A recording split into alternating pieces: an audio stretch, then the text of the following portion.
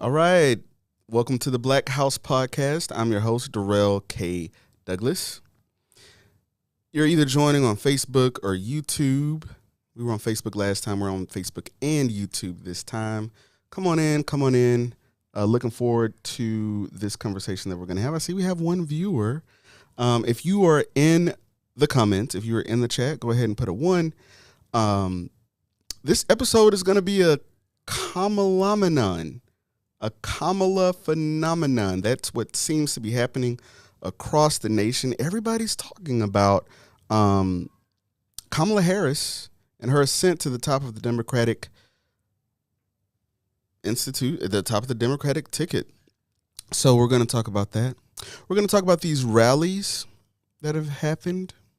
We're going to talk about Tim Walz. To the window, to the walls. Tim Walz, governor of Minnesota, joins Kamala Harris on the Democratic ticket. And y'all, we are some 87 days away from Election Day. Things look a whole lot different today than they did 30 days ago? How long has it been since President Biden announced that he would not be running? Feels like it was just yesterday. For those of you that are joining me here from Houston, we've had a hell of a month, haven't we? Let's think about it. Roughly a month ago, Hurricane Beryl barreled into the Gulf, and many of us lost power. I was without power for 3 days. Luckily, if you don't open your refrigerator and your freezer too much, you can kind of hold on to some of that coolness. But we went without power. Then it was like that very next weekend, I want to say it was the very next weekend that former President Trump had an attempted assassination. And then I want to say it was the week after that, we had President Biden announced that he was stepping aside and sort of just pulled the rug under anything and everything that we thought was going to happen. And then, of course, Congresswoman Sheila Jackson Lee, a Houston staple, passed away. And now we're in the midst of a coronation for Mayor Sylvester Turner, who is going to be Congressman Turner after he is sworn in January. That is what it is looking like at that time.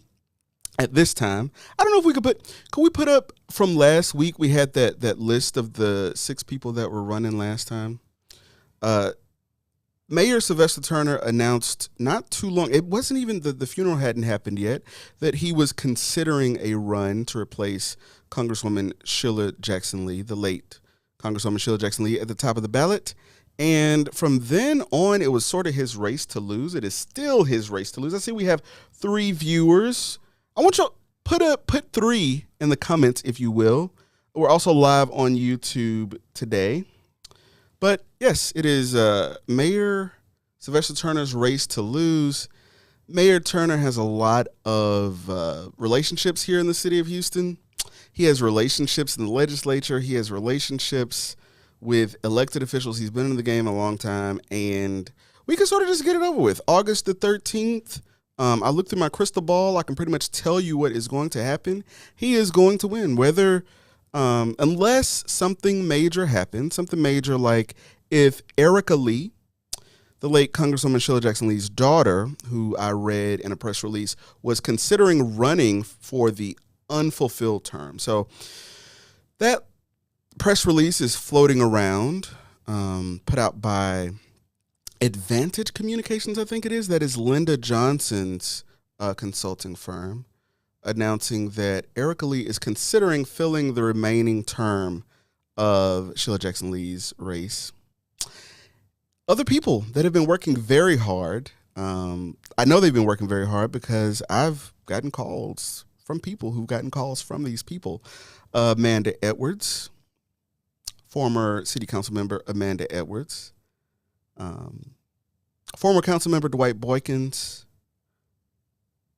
he's still a current State Representative Jarvis Johnson, uh, current Councilwoman Letitia Plummer, and of course, State Representative Christina Morales. Those are among the people. I hear there's about a dozen. These are the 6 that you'll know. These are the 6 that you will sort of notice that are running. I think we'd be well represented by any of them. And Sylvester Turner's about to win. I don't know how long he's planning on holding that role. It would be great if the former mayor said, hey, I'm going to do this for like 2 years, 4 years, 6 years, and we're going to have a real primary, and we're going to have a real opportunity to have a race in one of the most influential congressional districts in the state of Texas and in the nation, I would say. You know, before Congresswoman Sheila Jackson Lee, there was Craig Washington. There was Congressman Mickey Leland. And before that, there was Barbara Jordan. So the 18th Congressional District, wow, right? Let's go ahead and take a look at that very first clip. We know that, as I said, feels like it happened yesterday, but it's been a little longer than that. Kamala Harris ascended to the top of the Democratic ticket for President of the United States, the first ever. We've had a woman before, but that was Hillary Clinton, and that wasn't too exciting. Can we be honest? Were you excited about Hillary? No. If you're like me, you weren't.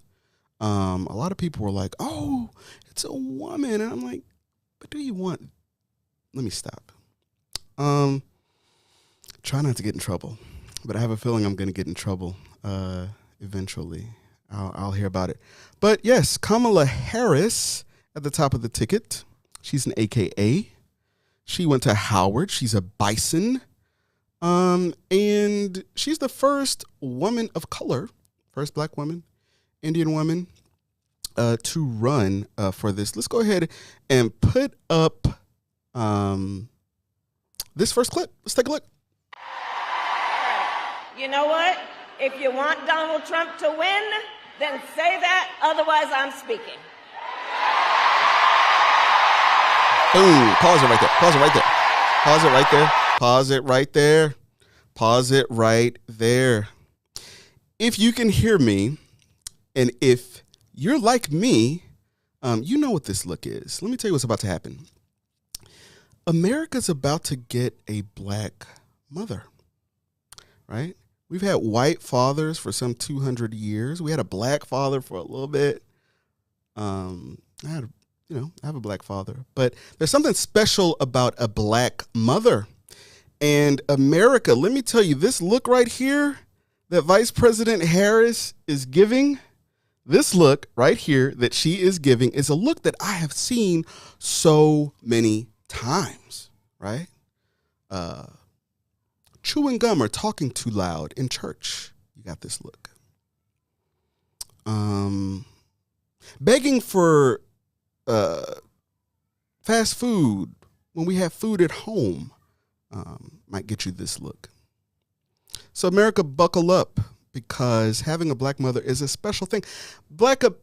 Having a black mother, you got to get ready for Luster's pink moisturizing lotion and Shea cocoa butter. Okay, America, get ready. We're about to have a black mother. Look at the way that she handled this. I thought that was just very indicative of this subtle strength. And this is the first time that you're sort of seeing this response at this level of campaigning. Sure, we've had members of Congress, right, that were black women. We've had U.S. senators, not too many black U.S. senators in our nation's history. But this is it. Let's let it run through one more time, just in case y'all are wondering sort of what was happening here. This was apparently at a campaign rally in Detroit, Michigan, where VP Harris is announcing Governor Tim Walz of Wisconsin as her running mate. And apparently she was interrupted by some protesters, and her response, we're not going to talk about, I don't really know what the protest was about, and it would be good to know, but this video right here does not give you that context, so we're not going to go into that. What we're looking at here is the artful response of Vice President Kamala Harris. America's about to get a black mother. You know what? You know what? If you want Donald Trump to win, pause it right there. Pause it right there. Pause it right there. Pause it right there. Pause it right there.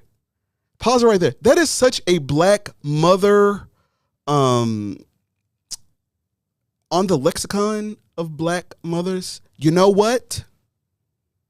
Put it in the chat if your mother has said that to you. You know what? Right? She's not asking a question. It's not a prerogative sentence. She's not asking you if you know what. It is a subtle threat. It is a demonstration that you have messed up. You know what? You know what? Yes.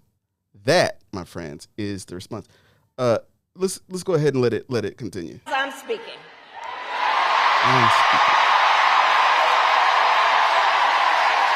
I'm speaking, she says.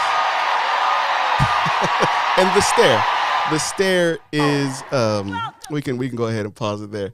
So very interesting. America might be about to get a black mother. I see my friend Terrence Edmonds says, I have seen this many times. So yes, there's a lot to kind of sort of talk about. For the first time, you have a black woman, a woman of color, an Indian woman at the top of the ticket.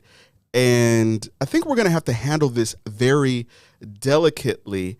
Let's put up that next clip because America, specifically Black America, we got to talk about this. Let's go ahead and put that next clip up.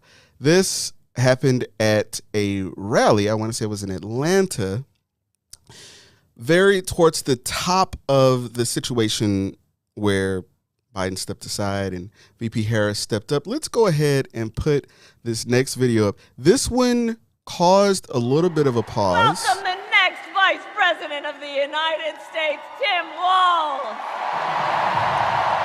A booming applause.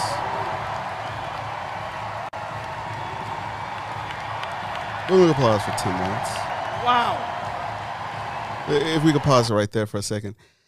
I think this is a smart move. Again, this is nonpartisan, right? Like, I'm going to give my personal opinion, but this nonpartisan. We're not picking a side. You should know who you're voting for. You should know who you're voting for, and if you don't, you should do the research. I will say this was a brilliant pick by the now Harris campaign because traditionally this is what has happened. Look at this: ebony and ivory, old and young.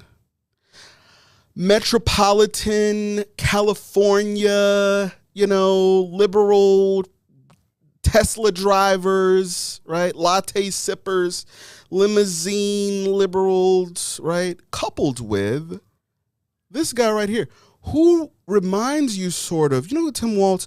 Tim Walz gives me like gym coach who also taught social studies. Why does he give me that? Because that is literally what he did. He was a teacher who then ran for Congress, who then became the governor, and will probably be the next vice president of the United States. Let's go ahead and continue and listen to his speech as he's introduced in Pennsylvania.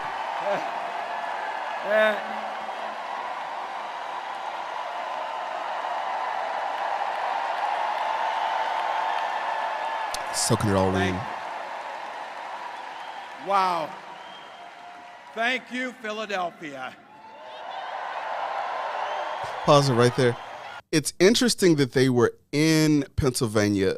So you'll hear a lot of talk about swing states. Some people call them battleground states. These are states like Arizona, Nevada, Pennsylvania. Used to be Florida, but not anymore, apparently. Georgia, Wisconsin, Michigan. Everybody knows that California is going to go for the Democrat, right? And that Democrat will get all of the electoral college votes for president, right? Then you have states like Alabama. Alabama's going to go red, right? So when you add up all the numbers, you kind of know where things are going to land. But there are states like Pennsylvania, there are states like Wisconsin, Michigan, Georgia that are sort of toss-ups. So either side can go into those states, do a whole lot of work, and actually win those states pretty easily. Could Kamala Harris and Tim Walz win in Alabama? It's not impossible. Crazier things have happened. We're all sort of living in a simulation right now, right? Like, let's just think about it. A couple of years ago, we were all wearing masks and told to stay inside. You know, the former president was just attempted assassinated the other day. Crazier things have happened. So, yeah, you're right. She could win Alabama. It's not likely. So, when it was time to figure out who Kamala Harris would choose as her vice president, there was a whole lot of discussion around, is she going to pick Shapiro from Pennsylvania? Is she going to pick Walz from Wisconsin? Clearly, she chose Walz, but it's interesting that they're in Pennsylvania. I think that was a really cool nod. Go ahead and continue with Walz in this video. Thank you, Madam Vice President, for the trust you put in me, but maybe more so, thank you for bringing back the joy.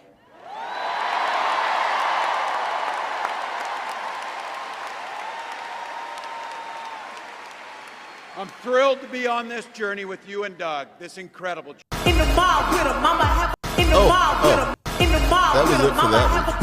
That was it for that one.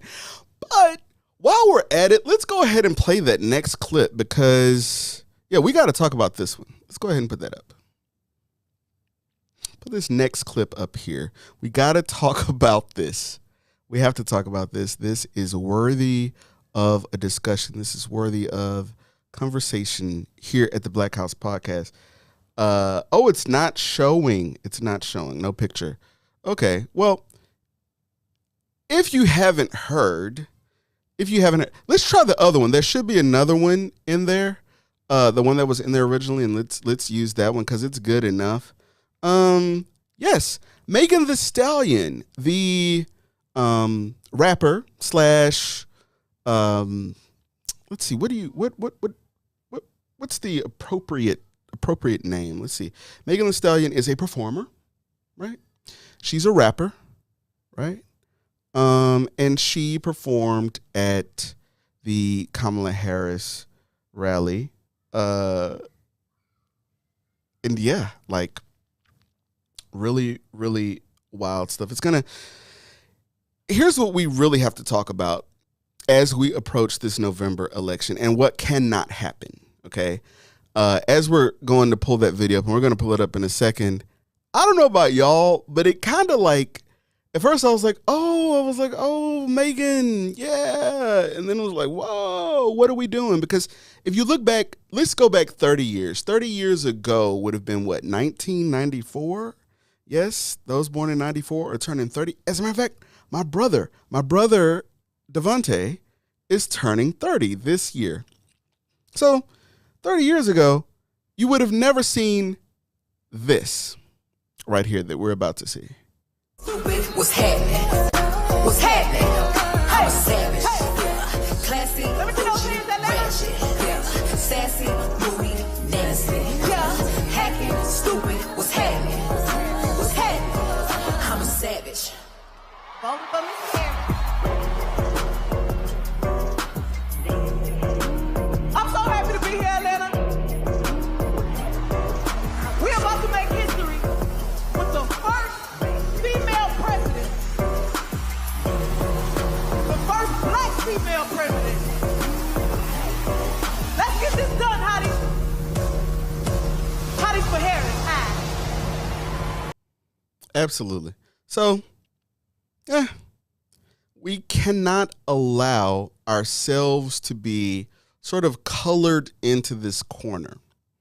Because while the enthusiasm that we see for the Harris campaign is encouraging, right? At the same time, you would have never seen such a thing. In the other clip, there's actually twerking going on stage.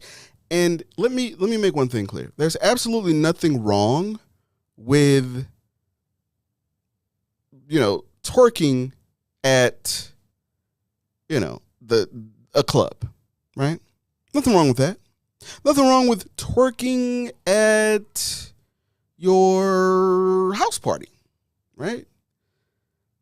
There are some places where twerking is inappropriate. Maybe I'm getting old. I'm 37. I'll be 38 next year. Maybe that's what it is. Maybe it's the fact that I'm getting old, and yeah, we got to do something about that. Let's go ahead and put that next clip up.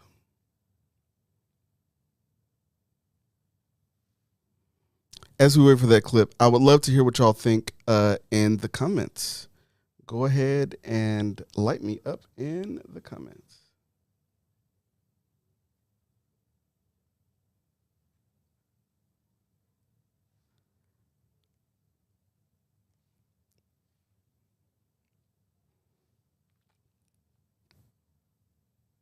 Absolutely.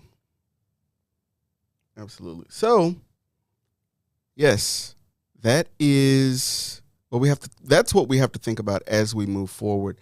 Because here's the thing. In November, one of two things is going to happen. Either Kamala Harris is going to win or Donald Trump is going to win. But all of this enthusiasm that we are building towards has to be used to do more than just put someone in a seat. It has to be about more than just putting someone in the White House. Of course, that's what we want to do. But what do we do after that?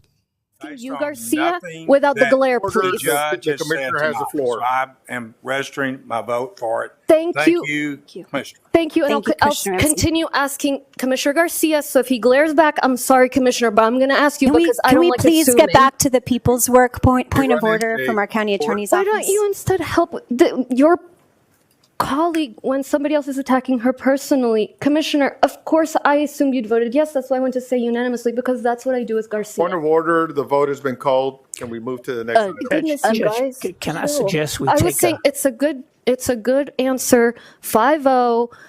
I'm going to ask you as many times as you glare at me what your vote is. The motion's been had. Could we please take a bathroom break? And then I'm sorry. Would you be able to? Yeah. So I have to call just it. be clear, You guys there's been a chill. vote. Oh my God. There's been a vote. Your rules state that when there's been a vote, you move on. Right, and I have to call it. But 1 second, on decorum questions, that's something that you all have to resolve. Rosenberg's rules, which you adopted, basically call on the chair to enforce rules of decorum. Those are the rules you adopted. There's nothing that we can do to enforce those rules. I don't know what you're talking about, Fonbon. So I think you just have to announce the vote. I'm trying to address Commissioner Garcia's point of order. I'm just trying to clarify, what does this item fall under, this vote that was just made? Is it for item 28 or 135? 135. Well, and I haven't called the 135. result, I don't think. You did. Did I? Yes, Did I say 5-0? Yes, you did. So what? If we could why pause was- this one and go back to the beginning, I'm going to explain to the folks who are watching what is going on. So basically, this is the Harris County Commissioners Court. I want to say this was today, if I'm not mistaken. No, I saw it today. But basically, just to break it down, the mayor is the head of the city government, right? So whatever city you're in, you have a mayor and you have a city council that makes city decisions, right? At the state level, you have a governor who's the executive, and then you have, the Senate and the House, which are sort of the legislative branch, right? Well, for the county in Texas, now other states call it different stuff. So in Michigan, there's the county executive that is sort of like the mayor is for the city. The county executive is for the county, and the county commissioners are like city council members, right? In Texas, we call our county executives county judges. And so this is a Harris County Commissioners Court meeting, and sort of chaos erupted. We're going to play it again. And our county judge is Lena Hidalgo. Harris County has a majority Democrat Commissioners Court, the county judge, and 3 of the commissioners are Democrats. There's 1 Republican. And we're going to watch this one more time, and we're going to sort of try to. Based You, on Garcia, nothing without the that glare, the please. judge The has said commissioner has the tonight. floor. So I am registering my vote for it. Thank you. you. Commissioner. Thank you. And Thank you, I'll Commissioner Ramsey. continue asking Commissioner Garcia. So if he glares back, I'm sorry, Commissioner, but I'm going to ask you because I Can don't we like please assuming. get back to the people's work point of running order a from our county attorney's Why office? don't you instead help Pause. your Pause. colleague See, when here's the somebody thing. else is attacking her? If we can pause it, here's what's interesting about what we just watched, right? Terrence says they have lost all respect for her. I will say this. As a teacher, you're supposed to have more wherewithal than the students. As a police officer, you're supposed to be able to de-escalate things. And I do think County Judge Lena Hidalgo, she's very young. Very young. She ran for this office without anyone running against her. This was back in 2018. Y'all remember 2018? Everybody had Beto fever. Everybody was like, Beto, Beto, Beto. And so they voted for him. He got really close. And in the midst of that, the very high turnout in places like Harris County had an impact. And so Judge Ed Emmett, who was a Republican, but he had crossover appeal. So like everybody respected, I use that past tense, and I say respects because he's over at Rice getting like a nice chunk of change. He's over there chilling. I hear Rice has some nice salaries. Maybe if this podcast goes well, I can end up over there at Rice. Anyway, Terrence was over there at Rice, if I'm not mistaken. But back to what we're seeing here, I think this was a very unfortunate display in public. Now, I know these elected officials do the absolute most behind closed doors. I know these elected officials in executive session, like when they're back there and there aren't the cameras and there's nobody else watching. Oh, I know they let each other have it. But this right here is indicative of a broader problem. And for those of you that are watching that live in Harris County, that just went through days without power because of a system, a local government, both city and county, that were totally unprepared. This is indicative of sort of chaos that's like really not cool. Let's continue playing it. Her personally, Commissioner, of course, I assumed you'd voted yes. That's why I went to say unanimously because that's what I do as Garcia. Point of order. The vote has been called. Can we move to the next one? Goodness, you guys. Can I No. suggest? Pause it.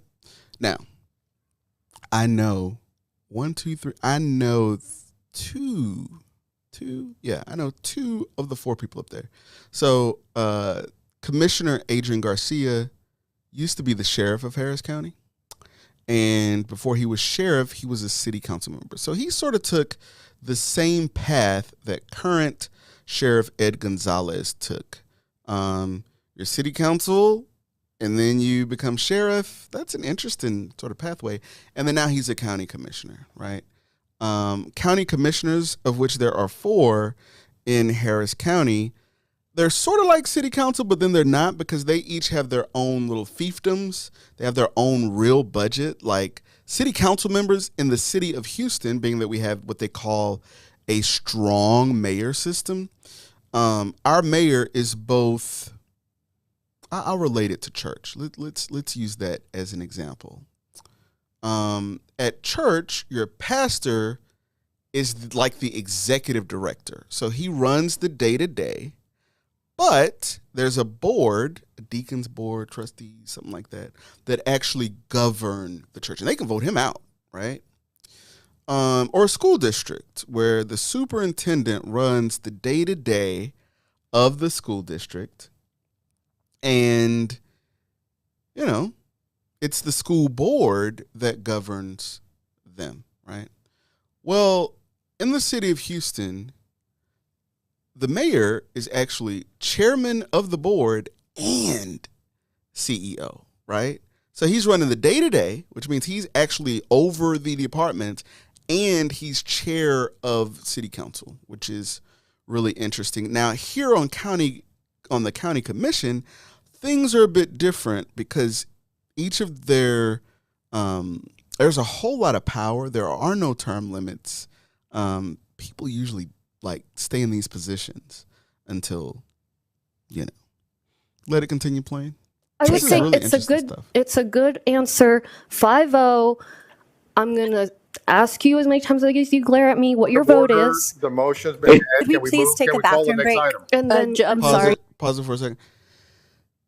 Commissioner Garcia is consistently doing a point of order. Now, they follow Robert's Rules of Order at Commissioner's Court. The county judge is supposed to be the chair, right? And Commissioner Garcia is continually sort of saying like, hey, can we get this thing going again? And I think this is not really a good look for any elected official. I would call it concerning. I would call this concerning for this to happen at the seat of power for county government. Harris County is the largest county in the state of Texas. There are some 4 million people, and these are the people who get to decide which bridges, which roads, which, the county has a library. They have their own school district, right? The Harris County Department of Education.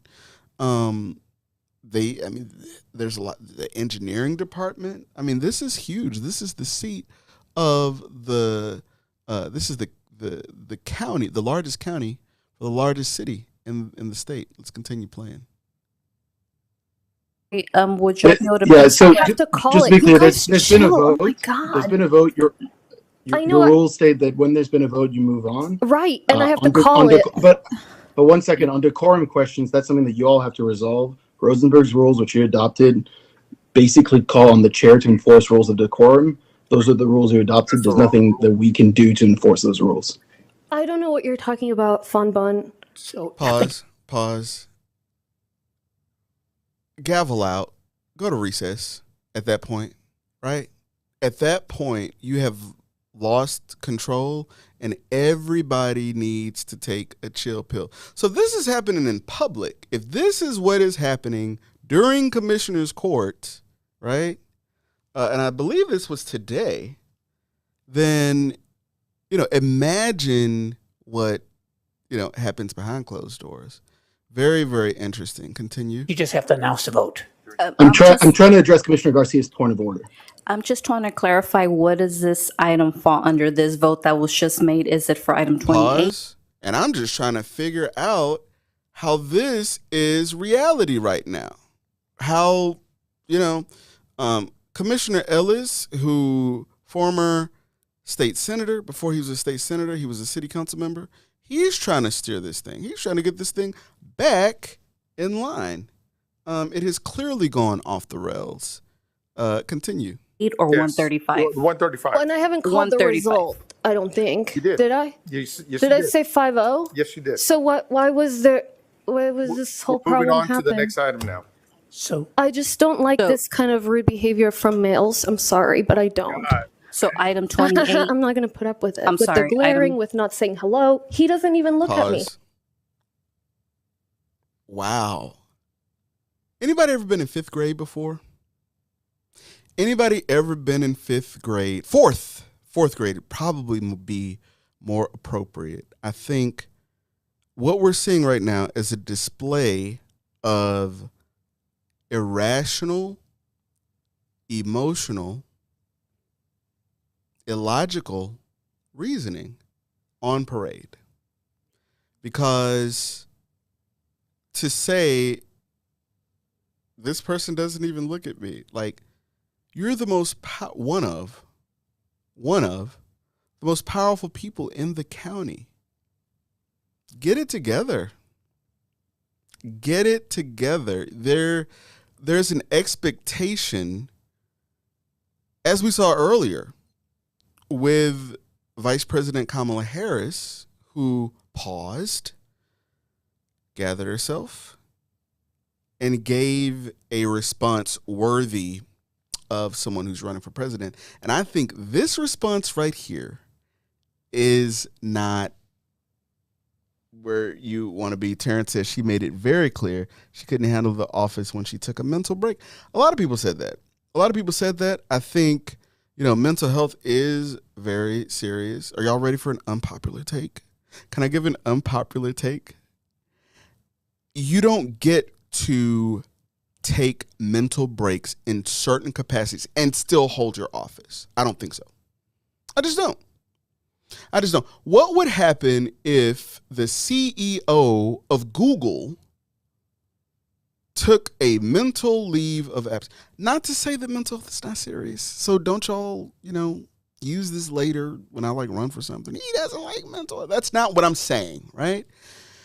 What would happen to the stock prices at Chevron if the CEO abruptly stepped aside with a mental break? I think what we just saw is grounds for, right? Because it's just, that can't be reality. That can't be what is happening at county government. Love Lena Hidalgo to death. Love Adrian Garcia, Rodney Ellis. Love it. And you could see both of them, Rodney and Adrian, okay, sort of trying to reel it in. But this is a very interesting picture when you think about it, because Harris County just became a Democratic majority county. For those of y'all that have been following this, for years it was majority Republican, the county judge, county executive, right? The county judge and 3, or was it 2? Either way, it was a majority because it was the judge and 2 Republicans. So the Democrat, it was always 3-2. 2 Democrats, 3 Republicans. This is not a good display. This is not a demonstration of collaboration. And yeah, something's got to give. Something's got to give. Go ahead and let it finish. Look at that. I say hello, he won't look at me. I'll look at you to call the next item. Please do so. Thank you for being respectful for once. Pause. The shade, as the young folks say. Isn't that what y'all say? Y'all call it shade? She said, he won't even look at me. He said, I'm looking at you to start the next thing, right? He's getting back to the original point. Yeah, let it finish, and then we will go ahead and move on. Let's go ahead and let it finish playing. It's 9:27. We're taking a break, and I am done taking your disrespect. Judge, can I Someone suggest? says hello, you say hello back. Can I suggest we let the staff take a break as well? So maybe a 30-minute break. Is that okay? No. 5-minute break. We gotta go back. 10-minute break.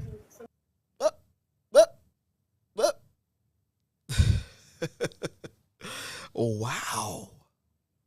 Is this how y'all are running the county? Is this how this is? Is this how this is work? Is this reality?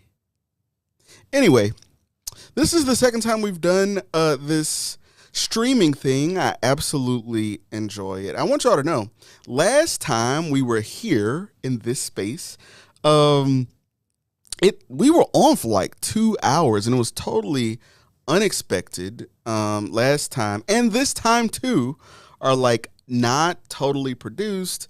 It's just me getting used to the situation, figuring out the different tools, figuring out what it is that we want to talk about. I would love to hear from you. We're going to go ahead and put the number. We're going to put the number right there. I would love to know. You could call in, tell me what you thought about what we just saw. Any of the things, any of the topics. Terrence says, what's up with her and the mayor's relationship? That's very interesting too. So I say this all the time. I feel like we're living in assimilation, right? We're living in Sim City. We're living in a Tyler Perry written Netflix special, right? Because months ago, right? So Mayor John Whitmire comes into office at the beginning of this year. So 2023, there's the election. John Whitmire, Sheila Jackson Lee make it to the runoff. John Whitmire wins. He becomes mayor in January. And I want to say it was ABC 13 did a story where they pointed out the fact that there's some kind of tit for tat with the head of the county government and the head of the city government. County Judge Lena Hidalgo and the mayor, John Whitmire. And they point out the fact that usually, as tradition has it, the mayor and the county judge are supposed to be on one accord. City and county resources are shared. And, okay, if a hurricane comes, you'll take this part, I'll take that part, and we'll do this and that. Well, apparently that's not what happened. And they did a story about it. And then, boom, we were hit with a Category 1 storm that knocked out power for days, right? And now we're seeing this. So it's like people need to understand how the people who are elected and what they do, which is run commissioner's court, run city council, et cetera, like those people are who are to respond when there's a natural disaster. And you want coordination when you have things like that happen. And I think what we just saw was totally just not cool and totally unprofessional. So go ahead, call in 281-734-5683 if you want to chop it up about this and any of the things that we talked about during this stream. We're going to do this every week. We're going to do it every week at 6:30 p.m. Central Standard Time. I've got I'm actually kind of tired today. Like there's this retreat. So I run a nonprofit called Houston Justice, HOUjustice.org, if you want to get involved. If you know, you know. But no, I literally headed from Conroe, because that's where the retreat is, which is like really interesting, right? It's like, you know, we did a retreat in Conroe. Like retreat and Conroe are oxymorons to me, right? You're going to do a retreat in Conroe? But 45 traffic, rush hour, put on this little suit, came over here to do this stream. We're going to do this every week. I would love to know what topics you want to talk about. Shoot me some links because we can talk about it. And absolutely. This has been cool. Look forward to chopping it up with y'all next week, same time, same place, right here on the Facebook and the YouTube. And with that, peace out.